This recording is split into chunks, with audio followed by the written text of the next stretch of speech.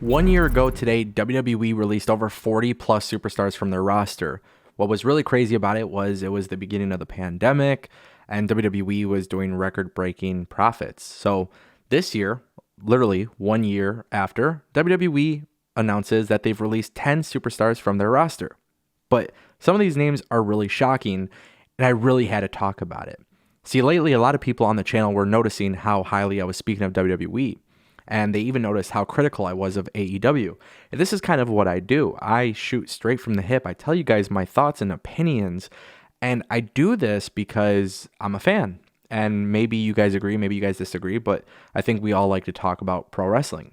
Now, with that being said, even though I've been pretty good and pretty happy about what WWE's been doing, this shit just bothers me. And I really don't even know what else to say other than how much it bothers me. But, part of today's video is me explaining how I genuinely feel about WWE, where they went wrong with this list of people, and maybe why they got rid of them. WWE blamed this release based on budget cuts. So WWE just signed a $1 billion deal with Peacock, which, as you guys know, I absolutely hate WWE on Peacock. I love Peacock for everything else, but I love the WWE network the way it was. WWE signs a deal for over $1 billion. It was just not a move that made sense to me.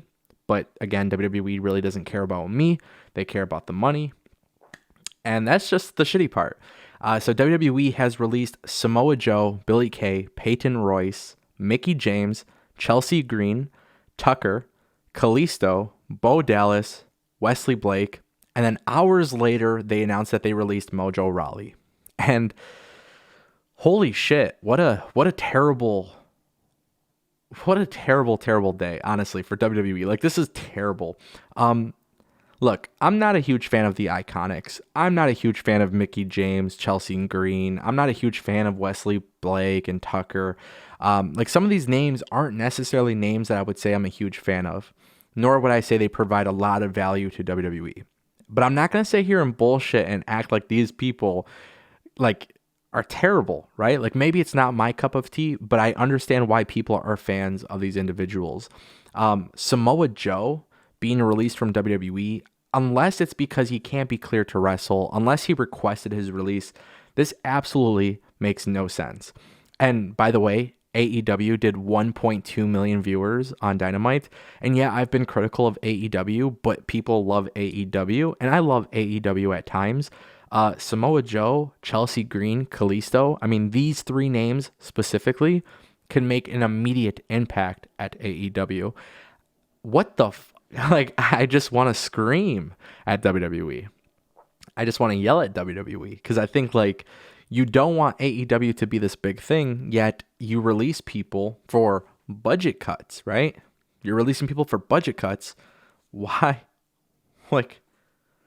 I don't know. I just don't get any explanations from it. It just doesn't make sense. Look, Bo Dallas, MOJO Rawley, these guys are sitting in catering, right? Tucker, Kalisto, these guys don't really get TV time. And you're telling me you couldn't find something for them. Kalisto couldn't be moved to NXT, couldn't be part of the cruiserweight division, couldn't be, fighting Matt Riddle and Sheamus for the US Championship. You're telling me Kalisto couldn't be a big name within the luchador community for WWE? Bo Dallas, you're telling me you couldn't fit him into the Bray Wyatt, Alexa Bliss storyline? You're telling me MOJO Rawley couldn't have been given a serious gimmick? Forget about the face paint, forget about the attire. You're telling me you couldn't put some black jeans and a black t-shirt on this guy with some boots and make him come out and be a badass? Samoa Joe, I'm scratching my head. I don't even want to talk about that because it just pisses me off. Wesley Blake was part of the Forgotten Sons, which had a very realistic opportunity to be something special, and then immediately WWE doesn't move forward with it, but they keep Jackson Riker with Elias. Look, as a pro wrestling fan, I have to be very straightforward here. You could do something with these people. Chelsea Green, I get it, maybe had some injuries and stuff like that every time there was an opportunity for her. At the end of the day, I'm looking at your women's division that's stacked. I feel like this is exactly the type of person you don't want to go to AEW or Impact. because she has a proven track record of actually being really good.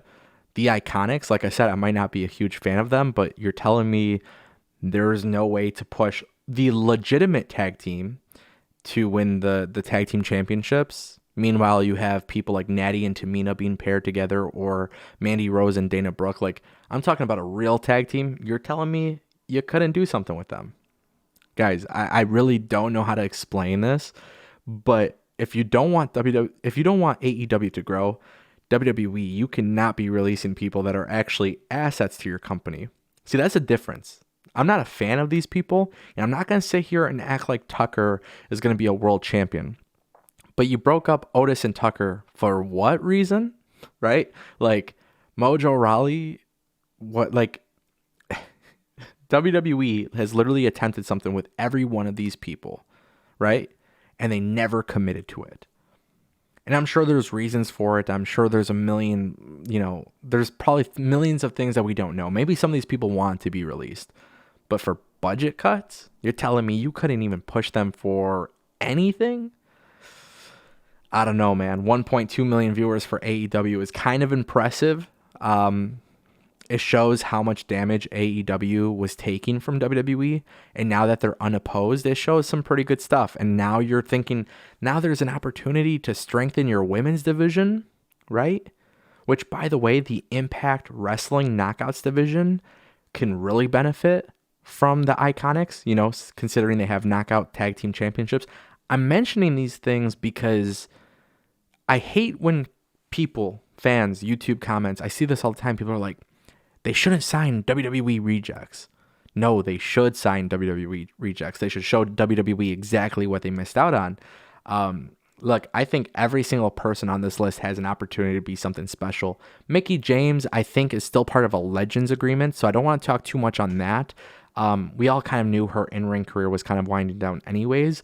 But ultimately, this is some crazy shit. I didn't really expect this, and sure enough, 10 people released. I'm not happy about it personally, but hey, what can you do? I know personally if I was booking this stuff, I would have something for every single person on my roster. And look, the argument for AEW fans is they have a huge roster and they're not using everybody. I know, but bring these people in. Bring somebody in. If you're Impact, bring somebody in. It's very crucial that they do it. Trust me when I tell you guys this. It's so incredibly important that these guys get signed somewhere. WWE needs to see that record-breaking profits, and I get it. These people get paid a lot too, but record-breaking profits after you sign a $1 billion deal for the Peacock network, it's not worth it in my opinion. To lose this kind of talent that can actually be something, Kalisto, like I've been saying this for a while, Kalisto has been an incredible talent for WWE. They're not committed. Why? Guys, it just doesn't make sense. I don't know. Sorry if I feel like I'm ranting or whatever it may be, but the newsletter is free. Check out the link in the description. That's where you guys can get all of the updates and stuff on the channel and wrestling.